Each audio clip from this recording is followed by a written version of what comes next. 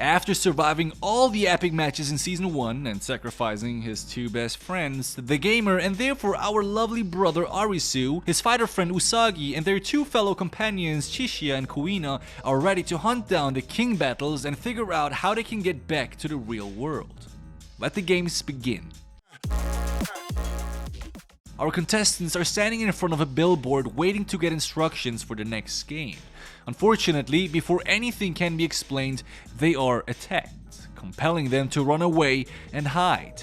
Without telling them about the game's rules, the dealer initiates a complete massacre of pretty much everyone around. As the shooting is random, the four friends hide behind a glass bus stop with a metal base. Now, as the glass cannot take the gunshots for too long, the friends must leave and eventually split in different directions. After a long run, the group reunites again and notices a blimp with a massive Kings of Spades poster hanging from it. As the group is approached by the killer, presumably the King of Spades, we see a black car arriving for their help. From inside the car, Tata and Anne from the previous game instruct the friends to hop in. Before Chishiya joins though, he tells them to leave without him after witnessing a grenade near his feet. With no other choice than to follow suit, the group leaves. They discuss how the battlefield spans a whole city this time instead of being restricted to just a single building. Now Arisu thinks Mira, who showed herself at the end of the first season, might be the game master and the key for them to finally get out of this insane place. But to get to the master and complete the next stage, they have to defeat all four kings first. While the group is trying to find a way out of the game, they are attacked by the killer again, resulting in a car crash. Anne gets separated from her friends while we see the killer murdering everyone else in his way. To get food, our four characters head out and split into groups, with Usagi accompanying Arisu and Kuina going with Tata. During grocery shopping, the friends talk about their real life for the first time and recall their precious time with their family and friends. While Arisu thinks about his friends, we see Usagi remembering the painful time her mountain climber father went missing. It was later believed though that Mr. Usagi committed suicide after being accused of deceit. Now because of this, Usagi hates the world, and now even if she was allowed to head back, she wouldn't want to. Now the following morning, she comes forward with the idea to take part in another King of the Spades game. This is the only way they can stay off the killer's radar and get more time to gather information about Mira and her world. The group agrees, and without wasting time, head to the seaside to play the King of Clubs game. However, they need 5 players to play. Now, out of nowhere, Niragi, an antagonist player of Season 1, approaches and shows his interest in the game. Now, with no other option left, the 5 players put on the bracelets and enter the very first game, meeting the King of Clubs, nudist Kyuma. While talking to the contestants, Kyuma introduces his team. The game they will play is called Osmosis and will last for 2 hours. Both teams must collect points, and the team with the highest total at the end wins. Each team starts with 10,000 points. The players have the choice to divide the points among themselves as they see fit. So 2,000 points each if evenly distributed, or any other variation as long as the 10k points are used up. Any player who loses all of their given points instantly dies. There are 3 ways on how players can earn points: through battle, finding items, and touching the opponent's base. Now the battle is basically making physical contact with your opponent. The bracelet detects bioelectricity and thus is able to award points. Players can also pair up with their teammates. If teammates hold hands, they are able to battle using their combined points, allowing them to beat opponents they couldn't defeat on their own.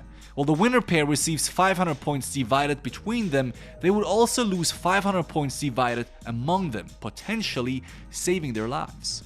There are also 6 items hidden in the game. Touching an item will earn the team points related to that item. The total points available through items are 10,500. The most significant part of the game though is the base. If a player manages to touch the opponent's base, he will be awarded 10,000 points.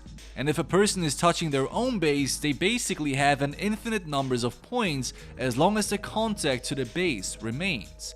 Now the crazy thing is, if a contestant tries to touch the other team's base and their keeper manages to touch them instead, they will lose 10,000 points, most likely resulting in his or her instant death. Now lastly, after completing the battle or touching the other team's base, players are temporarily out of commission. Now during this time, their points are frozen, which means basically they are immune. Once they touch their own base again, their status is reset and they can resume the game. This is a very important detail to consider.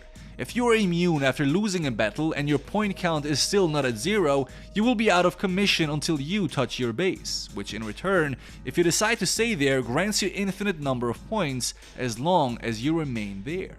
So, obviously, this game is probably the most complicated game in this universe, giving a few deep strategies to play with. As mentioned before, point distribution is the key to success here. The goals are clear. Maintain more than 1 point to evade death, and have more points combined than the opposing team to win. As players have an infinite number of points as long as they are touching their base, it would make sense to call them base keepers, sort of like goalkeepers, right? Therefore, they have no need for an excessive number of points. This would give the forwards, those actively hunting for points, more points to play with, giving them a bigger headroom. Playing with one keeper seems risky to me, especially if we can have as many as we want. Having 2 keepers and reducing each of their points down to almost 0 would give the other 3 players many additional points. Of course, those points can be distributed unevenly if desired. Apart from the point distribution aspect of this game, the physicality of each player must be considered as well. Being quick and agile is a benefit here. Finding the hidden items before the other team is important. Therefore, a fast and strong player with enough points is crucial to have. Now, there are many more strategies possible. Base-focused strategies with emphasis on protecting the base and trying to steal the points of attackers, item scavenging strategies focused, you guessed it, on finding the items before the opposing team, and of course, battle-oriented strategies. Since this is a team game, I would personally go for 2 keepers and 3 offensive players. Perhaps 1 pair of offensive players going for battles together and 1 point-loaded agile player racing for items. Now anyways, our players are battling 3 opponents and can't find an item. However, something does not feel right. Why does Kyuma and his team members give up their points so easily? Well, when the player team runs for another score, the King of Clubs team approaches Tata and sprints towards him in order to get the points. Everybody except Chitara manages to touch the pole and get 10,000 points each. Chitara, who Tata touched with infinite numbers, dies while sacrificing his life for the team. The player team has finally realized that they must think outside the box to beat the King of Clubs, who apparently is not afraid of dying.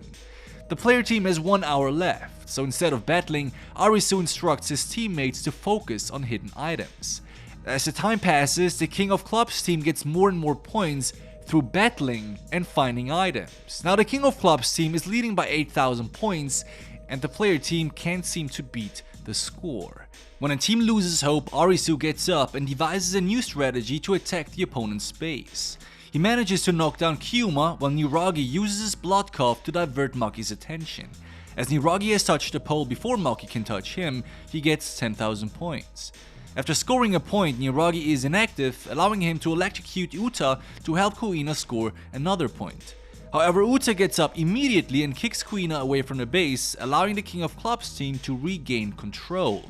Now 20 minutes are left and our team is still 3,000 points away from winning. Without losing hope though, Usagi again decides to retrieve another item, aiming to add some points to the team's score. Contrary to the team's expectations, she finds an item and successfully scores 2,500 points, which is the best item in the game. Now the player team needs only 500 points more to at least draw the match. Arisu gets up and is now ready to sacrifice his own life to get the last 500 points. While Usagi is on her way to the opponent's base to score another point, she is stopped by Niragi, whose health is deteriorating. Niragi knows he will die soon, so instead of helping the team, he confronts her and decides to take revenge. She tries to escape, but Niragi hits her head against the floor, causing her to lose consciousness. While he is basically assaulting her, Arisu approaches in time and beats him up. After taking Usagi to the base, Arisu visits Kyoma and engages in an emotional conversation with him. He thanks him for helping him realize those things he had never understood. During the game, Kyoma advised him to focus on his inner self and listen to his friends instead of forcing his decisions upon them. Arisu now finally realized that Kyoma was right. If he had considered his teammates' suggestions, the situation would have been different. As only 5 minutes are left, Arisu wants a handshake from his opponent before he dies of a laser shot. At first, Kyoma refuses to do so because in this way, Arisu will initiate a battle that he will lose, resulting in his death. But when Arisu insists by saying that he will die otherwise, Kyoma finally decides to fulfill his dying opponent's wish. As the two shake hands, Kyoma loses, allowing Arisu to get 500 points. In utter shock and confusion, Kyoma looks at his wristband, which shows Arisu's and Tata's numbers together. It turns out that before Arisu visited Kyoma, he witnessed Tata trying to break his hand in order to get rid of the bracelet. The exploit they have found is basically wearing two bracelets at the same time, combining the points on each bracelet as if two players were holding hands. To avoid being figured out, he hid the bracelet in his pocket. Now, even though games allow for exploits, as speedrunners certainly know, this move was rather risky. Removing a bracelet could easily end up in its destruction. Luckily, however, and especially without any other real alternatives, the team opted for taking the risk and succeeded. Now, instead of celebrating his team's success, Arisu appreciates Kyoma for being a fantastic player. While saying they wouldn't have advanced this far without Kyoma, the King of Clubs team appreciates their leader instead of criticizing him for losing. As the game comes to an end, the King of Clubs team is wiped out, leaving back our winners. However, due to extreme blood loss, Tata unfortunately dies as well. At the same time, in Teiyo Prison, we see a bunch of players, including Shishiya, ready to play the next game called Solitary Confinement. The difficulty level is Jack of Hearts. The players must guess a card suit on the back of their collar within 1 hour. During the last 5 minutes of every round, each one has to go into a private cell in which everyone must guess the suit on their collar.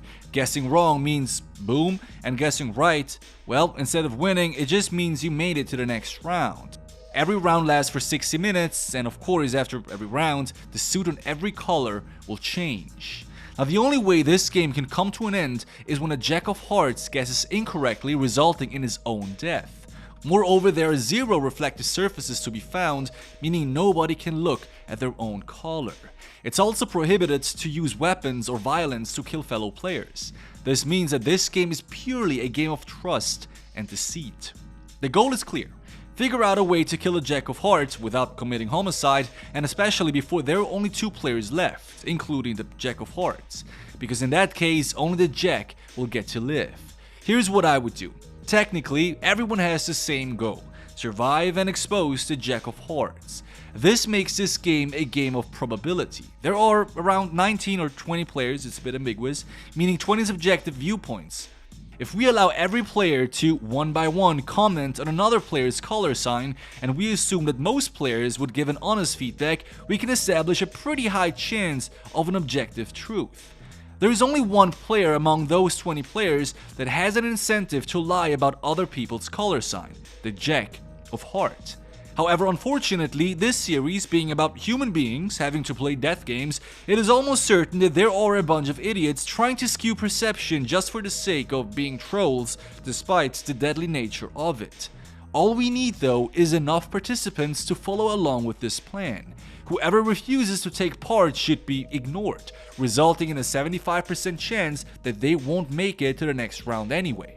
The longer the game continues, the more players will want to participate in this probability strategy, since no one wants to give the cell walls a new paint job. The one problem that does arise, though, is how could you possibly figure out who the Jack of Hearts is?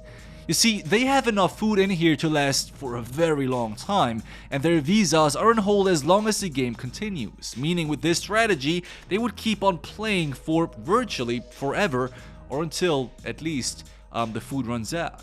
But knowing how easily human beings are swayed, it is safe to assume that things will go sideways rather sooner than later. Now the game begins with a young girl Urumi leading a group of contestants while we see Chishiya partnering up with a wimp Ippei. Unlike all other partner players, Urumi starts wild accusations targeting pretty much everyone that even just slightly does something that could be interpreted as suspicious. Well, it's hard to not act suspicious when your head will explode with a 75% chance within the next 60 minutes, but okay. Now it doesn't take long until the contestants begin to explode one after another. Seeing that Urumi is putting everyone in danger and that she might be the Jack of Hearts herself, two contestants decide to betray her. However, even after Urumi dies, the game continues, revealing that the real Jack of Hearts is still in the game.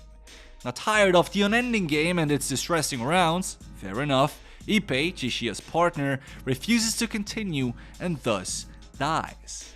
Just a bit afterwards, with having no partner left, Chishiya approaches a contestant named Matsushita and tells him about his partner Tsunato Banda, who was apparently exposed on the media for murdering 4 women. Matsushita doesn't trust the allegations and leaves the pantry after telling Chishiya the wrong answer about his own sign. A bit later, another player named Kotoko is approached by Chishiya again, who wants to inquire about his sign, trying to find out if Matsushita has told him the truth or not. However, it seems like Kotoko is too afraid to talk. As the round ends, it is revealed that out of those 4, only Matsushita and Kotoko survived. This prompts the other contestants, Yaba, Chishiya, and Banda to come forward with their assumption that Matsushita might be the Jack of Hearts himself. It's also revealed that Kotoko and Chishiya were working together all this time. On the other hand, Yaba and Banda made a pact after realizing that both have similar interests. With each other's assistance, both manage to survive, while Kotoko loses her life to Matsushita's eventual betrayal. While Yaba and Banda try to extract information from Matsushita, we see Chishiya leaving the prison as the Jack of Hearts blimp explodes, revealing that Matsushita, the Jack of Hearts, dies by guessing the wrong answer, allowing all others to escape safely. On the other hand, Arisu still cannot overcome Tata's death.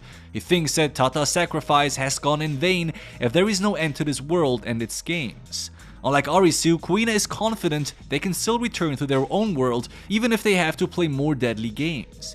After the Jack of Hearts and King of Clubs, the friends will have to play King of Spades, but for that, they need more players. Worried for Anne and Chishiya, Kuina packs her stuff and sets out to look for her lost friends. Now being alone with Arisu, Usagi tries to help him to get over Tata's death, but it seems like he has broken down completely. As the couple has nothing to eat for dinner, they head out for hunting, but Arisu is unable to catch even a single rabbit. While hunting, the duo hears a clanking sound coming from afar, compelling them to go into that direction.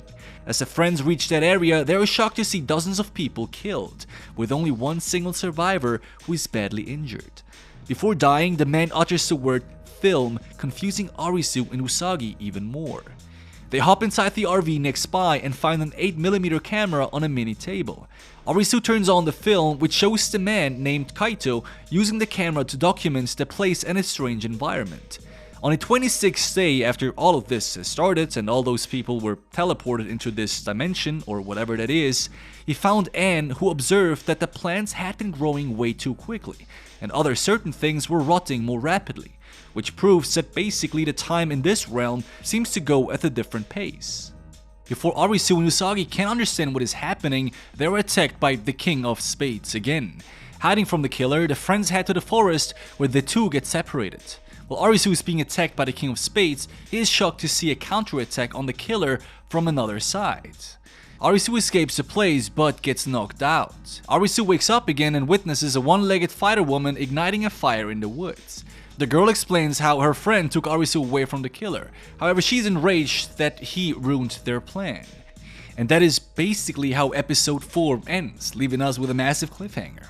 What is this world and is there more to it than our protagonists think? Well, maybe we see that in a later episode, let's see. With that said, thank you very much my friends, and I'll see you again next week, hopefully with a better video than this.